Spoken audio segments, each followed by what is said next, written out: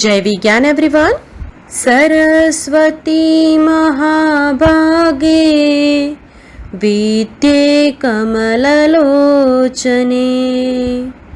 विद्यारूपे विशालाक्षी विद्यां देहि नमोस्तुते विद्यां देहि नमोस्तुते विद्यां देहि नमोस्तुते।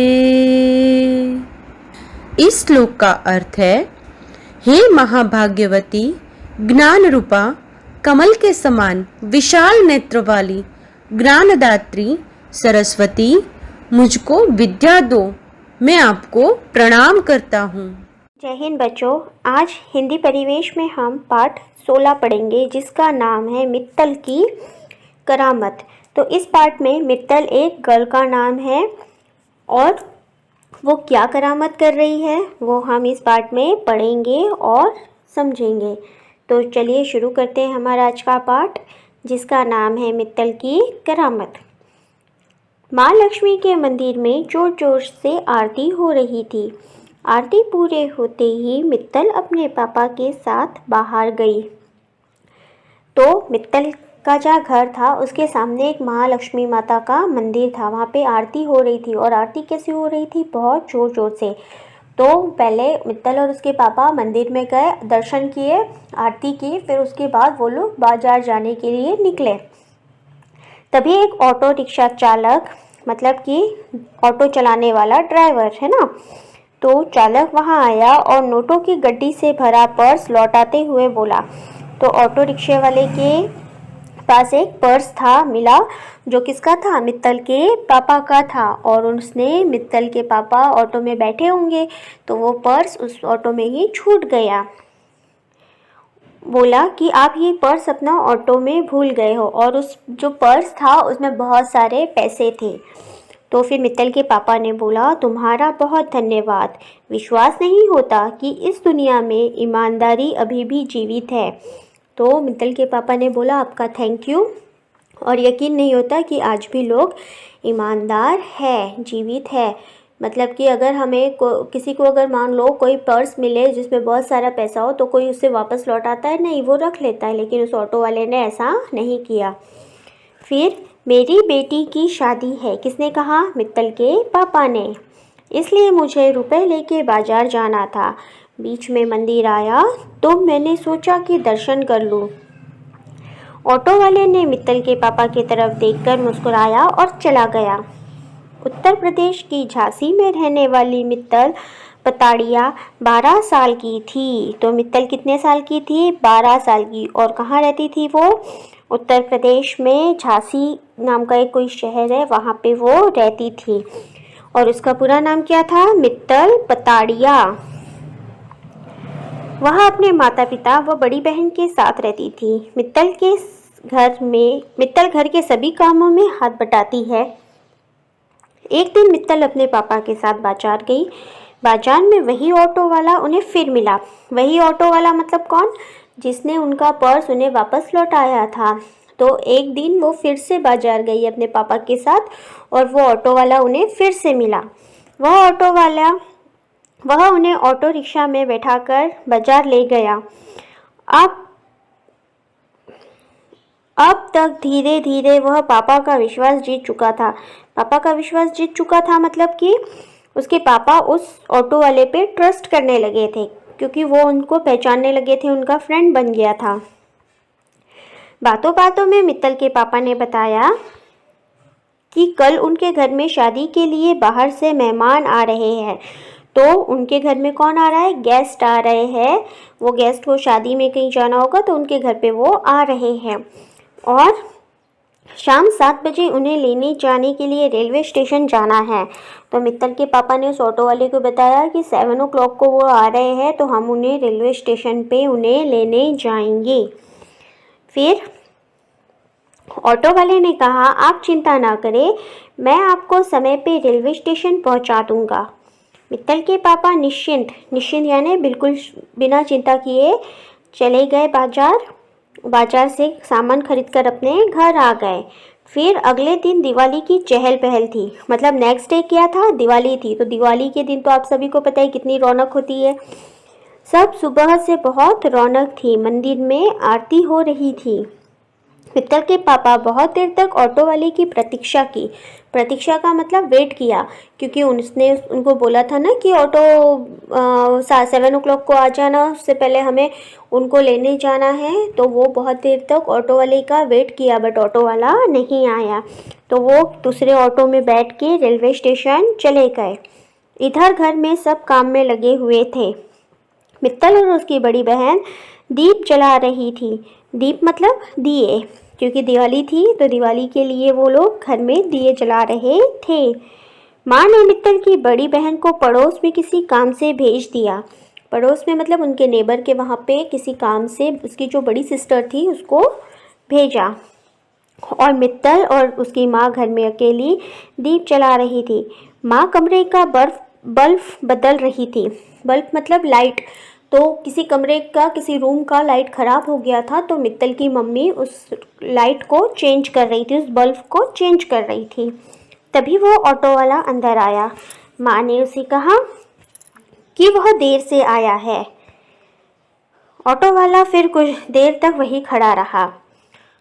तो माँ, ऑटो वाला आया उनके घर पे और उन्होंने कहा माँ ने कि आप देर से आए हो, वो तो चले गए। तो ऑटो वाला फिर भी वहाँ से गया नहीं, वो खड़ा रहा। फिर उसने क्या कहा पता है, उसने कहा कि मुझे एक गिलास पानी दीजिए। तो माँ ने मित्तल को पानी लाने के लिए संकेत किया। संकेत मतलब इशारे से बोला कि जाओ पानी लेके आओ। मित्तल पानी लेने अंदर गई। तभी ऑटो वाले के एक अन्य साथी ने अंदर आकर दरवाज़ा बंद कर दिया। तो जैसे ही मित्तल अंदर गई तो ऑटो वाले का एक दूसरा साथी था उसके साथ, वो अंदर आया और उसने अंदर से दरवाजे को बंद कर दिया, लॉक कर दिया। जब मित्तल पानी लेकर आई तो उसने देखा कि ऑटो वाले माँ की गर्दन पर चाकू रखे हुए हैं।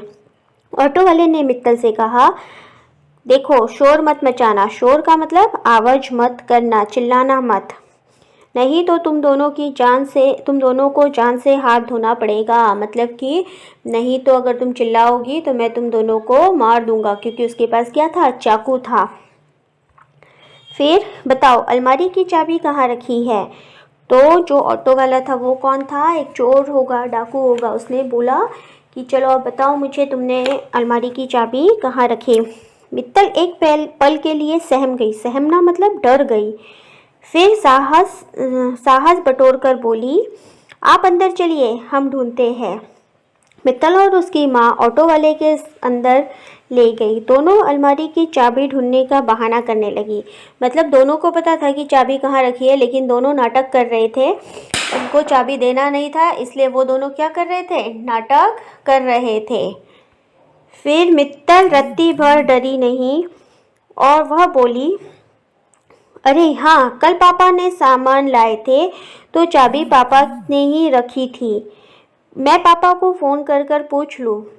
खबरदार अगर ज़्यादा होशियारी की तो मित्तल ने क्या किया, एक आइडिया लगाया। उसने बोला कि चाबी पापा के पास है, मैं एक काम करती हूँ, पापा को फ़ोन करती हूँ और उनसे पूछती हूँ। तो उस डाकू ने कहा कि हाँ फ़ोन तो तुम कर रही हो, लेकिन खबरदार अगर तुमने ज़्यादा कोई होशियारी की, चालाकी की और अपने पापा को कुछ भी बताया तो केवल चाबी के बारे में ही पूछना। फिर मित्तल ने कहा ठीक है। तो पहले तो मित्तल ने चाबी के बहाना बनाते रही, फिर अचानक जोर से बोली कि पापा आप जल्दी घर आइए। फिर मित्तल की इस हरकत से दोनों ऑटो वाले घबरा गए और आपस में लड़ने लगे। तो उसने पहले तो अपने पापा को बोला कि पापा चाबी के बारे में पूछने लगी। फिर लास्ट में उसने ज़ोर से बोला कि पापा अब जल्दी घर आइए, जिससे उसके पापा को कोई संकेत हो गया, उनको कोई डाउट हो गया कि घर पे कोई प्रॉब्लम है। फिर इस बात पे दोनों ऑटो वाले लड़ाई करने लगे। तो इन दोनों की लड़ाई देखकर मित्तल और उसकी माँ जल्दी से भागकर रसोई घर मतलब किचन में छुप गई और अंदर से दरवाज़ा बंद कर लिया। फिर उनने क्या किया, सबसे पहले जो अलमारी की चाबी थी जो मित्तल के पास थी उसको उनने छुपा दी रसोई घर में। तब तक मंदिर की आरती पूरी हो चुकी थी। मतलब कि मंदिर मित्तल के घर के पास में ही था और मंदिर में आरती कैसे होती थी, जोर जोर से। तो उतने देर में आरती भी पूरी हो गई थी। अब मित्तल ने रसोई घर की खिड़की से ज़ोर ज़ोर से चिल्लाया, बचाओ बचाओ। तो मित्तल ने क्या किया, किचन में जो खिड़की थी, विंडो थी, उसमें से ज़ोर से बाहर चिल्लाए, क्योंकि आरती ख़त्म हो जाने के बाद उनकी आवाज़ बाहर लोगों को सुनाई देने लगी। तो उसने खिड़की से चिल्लाया, ज़ोर ज़ोर से चिल्लाया कि बचाओ बचाओ। और शोर सुनकर लोग क्या हो गए, इकट्ठा हो गए। और दोनों जो ऑटो वाला था वो बुरी तरह से घबरा गया और वो क्या करने लगा, रसोई का जो दरवाज़ा था वो तोड़ने लगा। बट कुछ देर में वह दरवाज़ा टूट गया और मित्तल की माँ बुरी तरह घायल कर दिया। उस ऑटो वाले को बहुत गुस्सा आया, क्योंकि इन दोनों ने उनसे चीटिंग करके छुप गए थे। तो मित्तल की माँ, ऑटो वाले को गुस्सा आया, तो जैसे ही उसने रसोई का दरवाज़ा खोला और उसने उसकी माँ को बुरी तरह से घायल कर दिया, मतलब चाकू से उसको वार किए।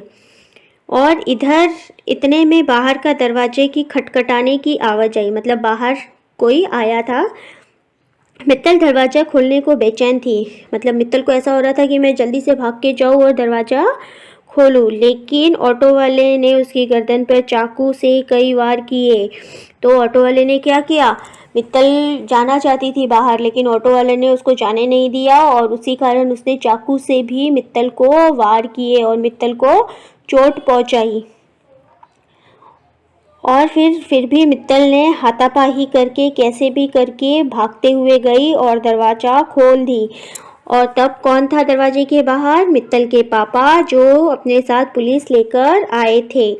और पुलिस ने दोनों ऑटो वाले को पकड़ लिए और सब ने मित्तल को तुरंत अस्पताल ले गए और उसकी गर्दन पर 351 यानी 351 टाके आए। टाके मतलब स्टिचेस। तो आप लोग सोचिए कि उसने ऑटो वाले ने मित्तल को कितनी बुरी तरीके से घायल किया कि उसके पूरे गर्दन में इतने सारे स्टिचेस आए, 351। फिर सब मित्तल के साहस और सूझबूझ की प्रशंसा मतलब तारीफ की कि इतनी छोटी गर्ल होके भी, 12 साल की गर्ल होके भी उसने हिम्मत से, साहस से और सूझबूझ से उन ऑटो वालों से अपनी माँ की और अपनी स्वयं की रक्षा की। उसकी इस बहादुरी से उसे गणतंत्र दिवस पर गीता चोपड़ा पुस्तक में सम्मानित किया गया। तो उसके इस बहादुरी से जो स्वतंत्रता दिवस पर उसे गीता की पुस्तक देके उसे सम्मानित किया गया। तो इस तरह से मित्तल की करामत इस पाठ में हमें दिखाई दी। तो ये था हमारा पाठ जिसका नाम था मित्तल की करामत। अब मिलते हैं हम अगली कक्षा में। धन्यवाद।